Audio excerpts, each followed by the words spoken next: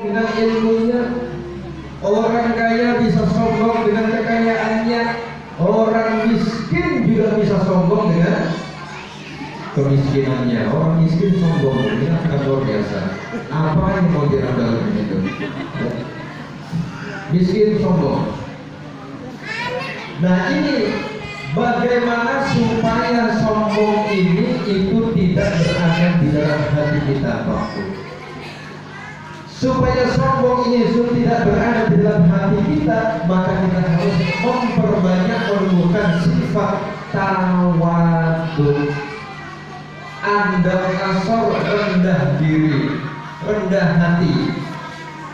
Biar orang itu murka sama kita, biar orang itu sombong sama kita, tetapi kita tetap bernada rendah hati. Jangan pernah dipikirkan.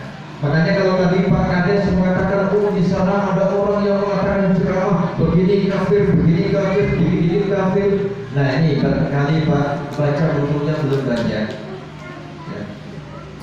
Makanya kalau memang misalnya di sini sudah ada yang masuk dalam kategori panitia kiamat, Pak, saya daftar Pak. Ya. Saya daftar, tolong dikafirkan selaku kafir surga. Sementara surga kan janji Allah itu bukan selebar 1 hektar 2 hektar, Pak. Di dalam Al-Quran Allah ini juga sudah memberikan gambaran wasari'u ila magfiratin min rabbikum wa jannatin arduha as-samawati wal ardh u'iddat lil muttaqin. Karena ini temanya adalah tingkatan keimanan dan ketakwaan.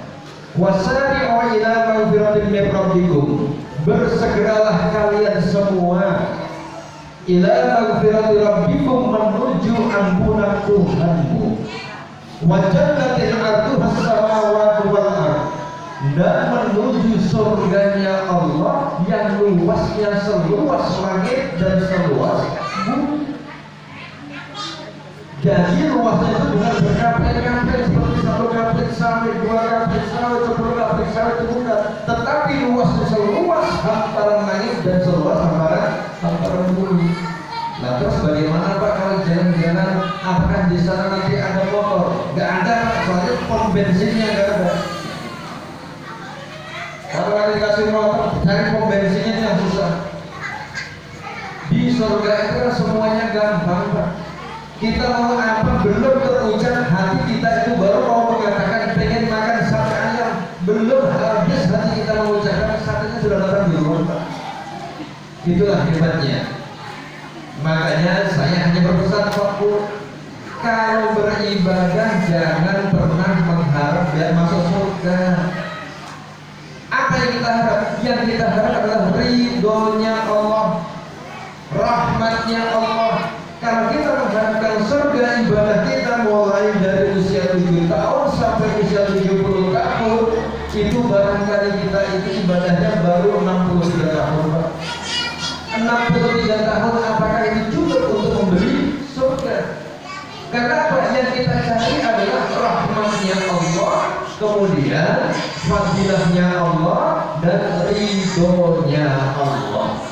Kalau kita sholat misalnya Allahu Akbar, ya Allah, kira-kira saya berada di surga yang mana? Kita repot.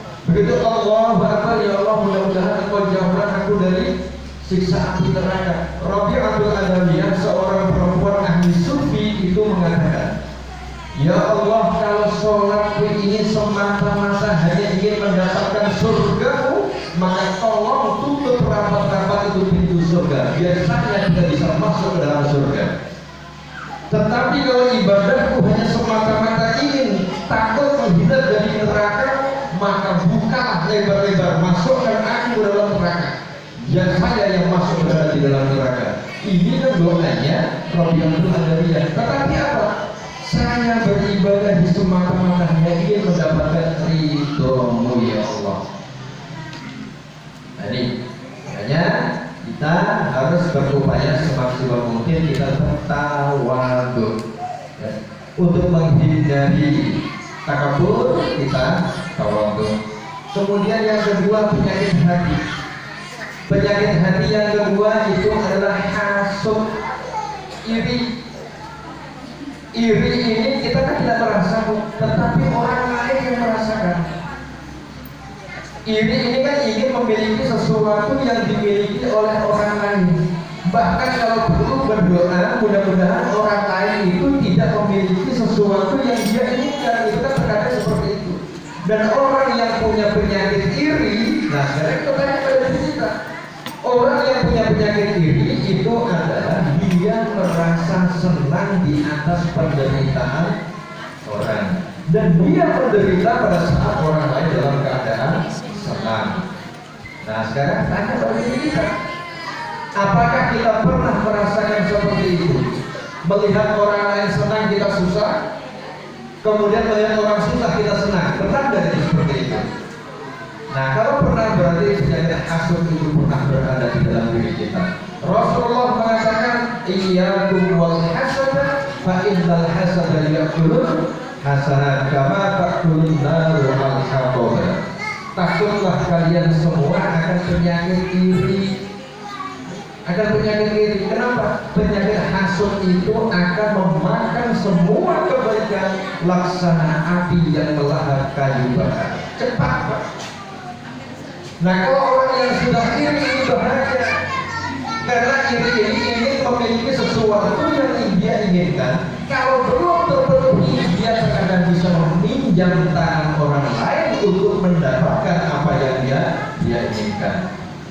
Nah supaya hati kita ini tidak memiliki sifat iri, apa yang harus kita lakukan?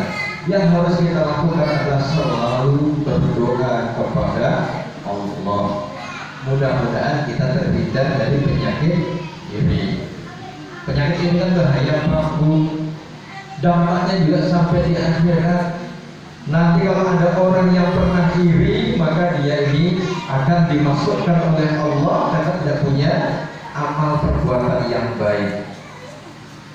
Kemudian yang ketiga, kalau Bapak dan Ibu barangkali di sini ada Ustaz Mas dan Ustaz Haryanto, kalau yang membaca kitab Nasha'ihul Ibad, jadi makalah bagian atau bab ketiga, tapi yang terakhir itu termasuk diantaranya adalah ar-rahs, yaitu rakus al-hirsu, itu rakus, Pak.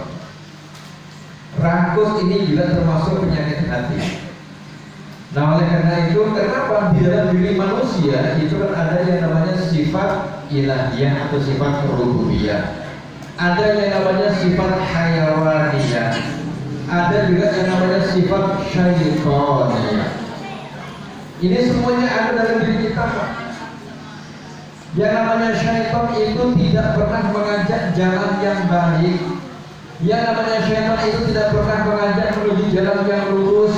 Pernah nggak kita mengajak orang lain untuk menuju jalan yang bengkok? Kalau kita sering mengajak kepada orang lain menuju jalan yang bengkok, berarti kita sudah bersahabat dengan setan. Tapi setan zaman sekarang sudah pensiun, Pak. Setannya sudah minta pensiun gini kepada Allah itu. Ini intermezzonya saja ya, perkawanan yang sebarkan lalu ya. Ini intermezzo aja ini. Jadi intermezzonya apa? Katanya setan itu minta pensiun kepada Allah. Kenapa kamu minta pensiun? Dulu kan kamu yang meminta, kau menggoda manusia. Iya ya Allah, saya minta pensiun karena di zaman modern ini kelakuannya manusia itu melebihi kelakuan setan. Dulu tugas saya menggoda manusia, karena manusia kelakuannya setan, saya khawatir saya yang tergoda oleh manusia. Nah kan itu Pak Bu, itu kan intermezzonya saja kan itu.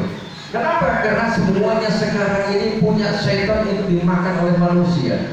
Kalau bapak-bapak misalnya ke kota, di sana ada nasi goreng setan, bakso setan, apalagi mie rawon setan, apalagi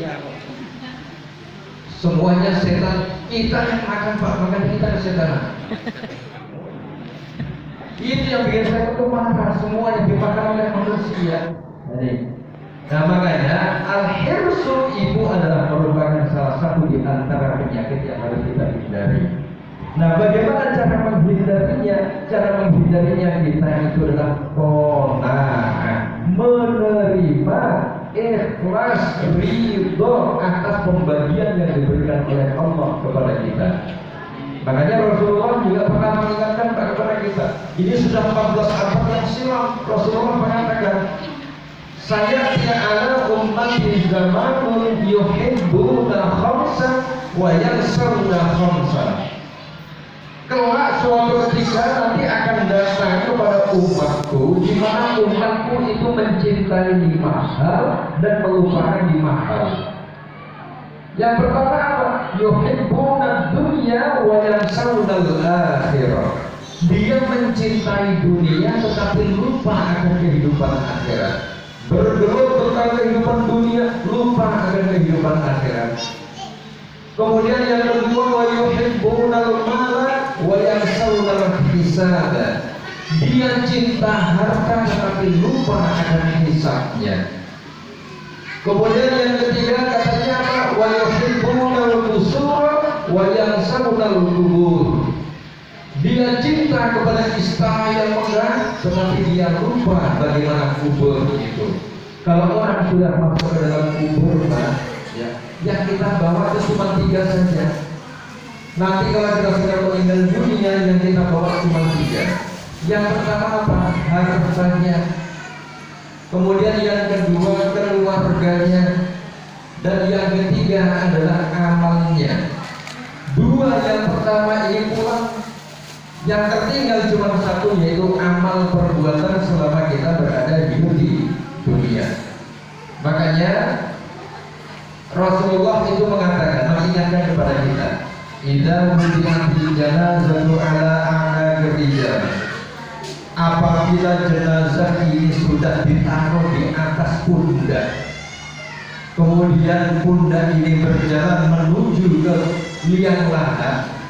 Apabila mayat yang dipikul, zaman dulu dipikul paku ya, sekarang kan sudah menggunakan ambulan. Tadi Pak Kepala Desa juga sudah memberi ambulan. Silakan yang mau daftar duluan, silakan ya, silakan Pak Kepala Desa, tidak keberatan. Pak Kepala Desa ini mau belakangan, paling belakang, semuanya orang sudah habis, tinggal Pak Kepala Desa, nanti tidak ada yang akan.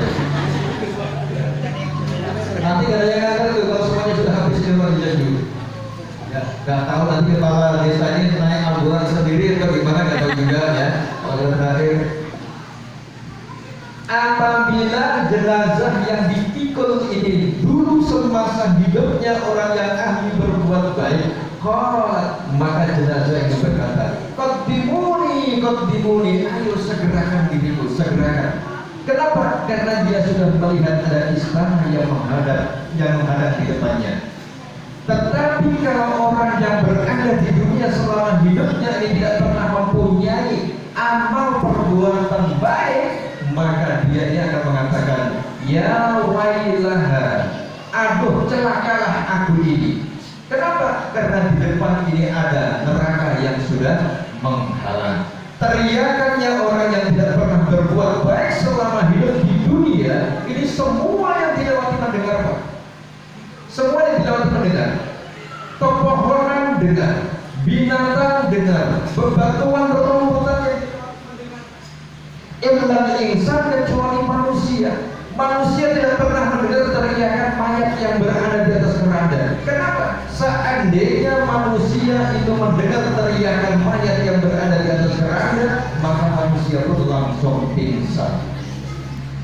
Ini makanya kita berupaya, kita selalu berdoa kepada Allah, Rabbana atina fid dunya hasanah wa fil akhirati hasanah wa qina adzabannar. Terus Pak, atau cukup? Lanjut ya. Ini belum Isra Pak, baru pendahuluan.